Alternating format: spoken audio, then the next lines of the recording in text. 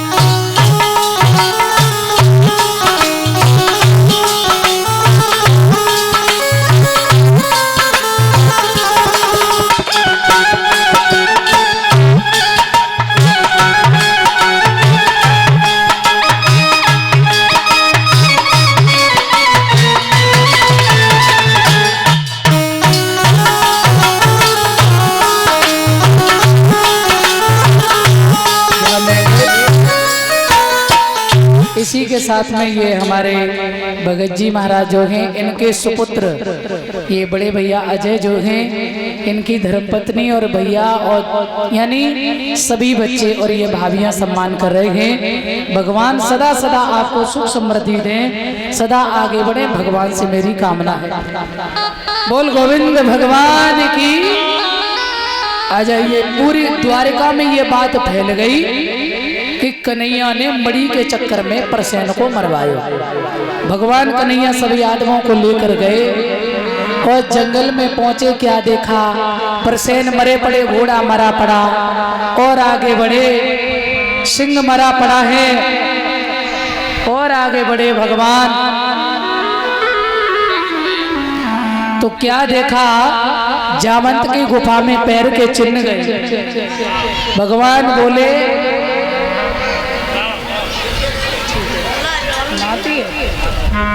ये हमारे परीक्षित जी का नाती माता जी सम्मान करा रही हैं। भगवान बच्चा की सदा सद्बुद्धि बने, सदा आगे बढ़े। बोल गोविंद भगवान की। तो आज मेरे सज्जनों, भगवान कन्हैया ने कहा देखो हम जा रहे अंदर और यदि हम 27 दिन तक बाहर आ जाएं तो तुम समझना कृष्ण जिंदा है और नहीं तो तुम सब द्वारिका वापस चले जाना। उसी समय आज मेरे भगवत प्रेमियों, भगवान अंदर प्रवेश कर गए। जामंत की बेटी उस मड़ी से खेल रही है, भगवान ने लेनी चाहिए, जामंत लड़ने लगे।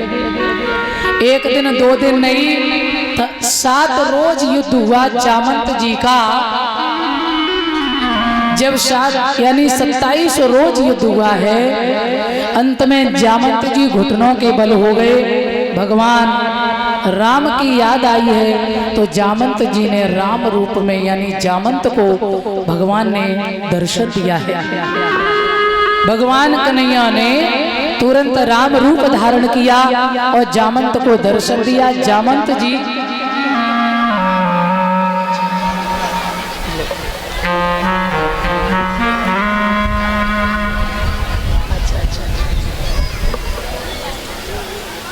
ये हमारी माता जी जो है परीक्षित, इनकी बहन जी ये माला डाल के सम्मान कर रही हैं। तो मैं बड़े बुजुर्गों से आशीर्वाद की कामना करेंगे। आपकी बेटी है, आप लोग आशीर्वाद दें। बोल सच्चिदानंद भगवान की।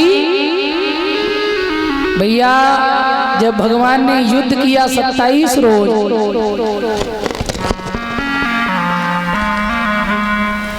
घुटनों के बल हो गए जब जामंत, तो राम रूप में भगवान ने दर्शन दिया। जामंत समझ गए कि भगवान का अवतार हो चुका है। ये सभी भाभियां सम्मान कर रही हैं।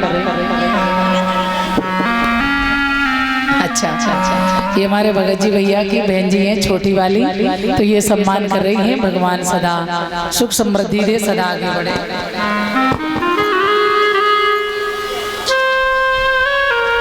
प्यारे सज्जनों, तो आज कहते हैं धीरे धीरे समय हुआ, भगवान ने जैसे ही उन्हें परास्त किया तो समझ गए जामंत हमारे प्रभु का अवतार हो चुका है और अब हम कुछ नहीं चाहते प्रभु, बस हमें दर्शन दो और हमारी बेटी जो है जामंती, इसे आप स्वीकार करिए। ये वही जामंत थे जो त्रेता में राम जी के साथ में लंका में चढ़ाई हुई, सहस्र सेना मरी, पर जामंत की खुजली शांत न है। बोले अभी शांत नहीं और युद्ध करवाओ। भगवान ने कहा इतने तो लोग मर गए, तुम्हें अभी शांत ही नहीं खुजली। बोले अभी शांत न हुए, अब हम ही आएंगे द्वापर में कृष्ण अवतार लेकर के, फिर हमारे तुम्हारे दो दो हाथ हुए, सोई तुम्हारी खुजली शांत। तो आज जामंत ने अपनी बेटी का विवाह भगवान श्याम के साथ में किया और मणि को भगवान को दान में दिया। भगवान उस मणि को लेकर के आए। जब सत्राजित को बुलाया है, पता चला कि मैंने कृष्ण को झूठा दोष लगाया मणि का। सत्राजित लज्जित हो गए, अपनी बेटी सत्यभामा का विवाह भगवान के साथ किया और वो मणि भगवान को दान में दे दी। 3 विवाह हुए भगवान के, रुक्मणी, जावंती, सत्यभामा। चौथा विवाह सूर्य की पुत्री कालिंद्री से, 5वां मित्रविंदा से, 6वां भद्रा से, 7वां सत्या से, 8वां लक्ष्मणा से। भौमासुर नाम की राजा जो थे, उन्होंने सुना कि जिसके यहाँ 20,000 लड़कियां बंदी होंगी ना, वो पृथ्वी का राजा होगा। एक नहीं, दो नहीं, 16,100 कन्या बंदी की। उन्होंने भगवान से प्रार्थना की द्वारिकाधीश से, तो द्वारिकाधीश उनकी प्रार्थना पर स्वीकार करके गए और उन्होंने भौमासुर का उद्धार किया और जेल से कन्याओं को मुक्त किया। तो कन्याओं ने कहा प्रभु अब तो मेरे पास केवल 2 ही मार्ग है, या तो मैं मृत्यु के घाट उतर जाएं या किसी गलत रास्ते पर चरण रख दें। भगवान ने कहा क्यों? बोले अब मुझे कोई स्वीकार ही नहीं करेगा, मैं कहाँ जाऊं? भगवान ने कहा जिसका कोई नहीं होता उसका मैं होता हूँ, सो सबको स्वीकार करो। भगवान ने 16,108 भगवान के विवाह हुए और गर्ग संहिता में ये प्रमाण है, हर पत्नी से 10-10 बेटा और 1-1 बेटी पैदा हुई, फिर भी भगवान को कहते हैं योगी राज।